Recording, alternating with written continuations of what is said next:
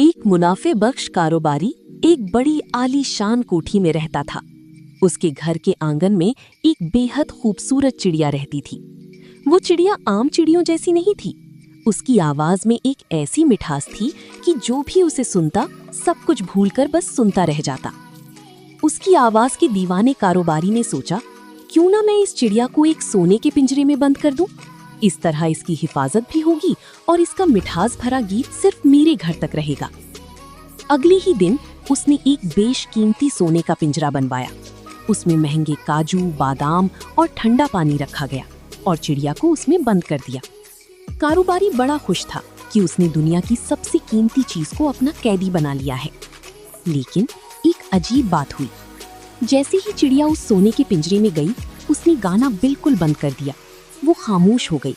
उसने धान के दाने को हाथ तक नहीं लगाया। दिन ब दिन वो कमजोर और बेजान होने लगी।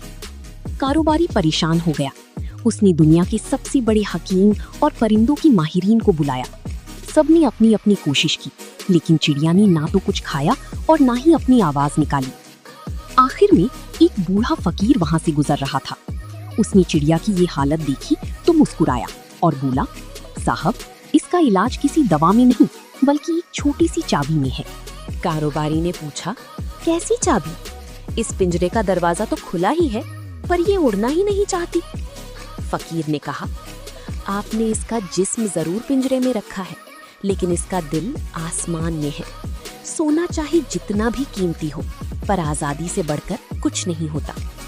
कारोबारी को अपनी गलती का एहसास हुआ।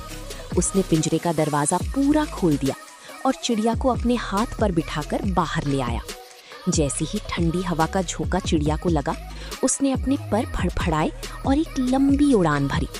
और जाते जाते उसने उस आंगन में अब तक का सबसे खूबसूरत और मीठा गीत गाया, जैसे वो कह रही हो, शुक्रिया। कहानी का सबक, मॉरल: कामयाबी, दौलत और आराम, कंफर्ट जोन चाहे जितने भी बड़े हों, अगर वो आपकी सोच और आपके हुनर को एक जगह बांध दे तो वो सोने के पिंजरे जैसे हैं।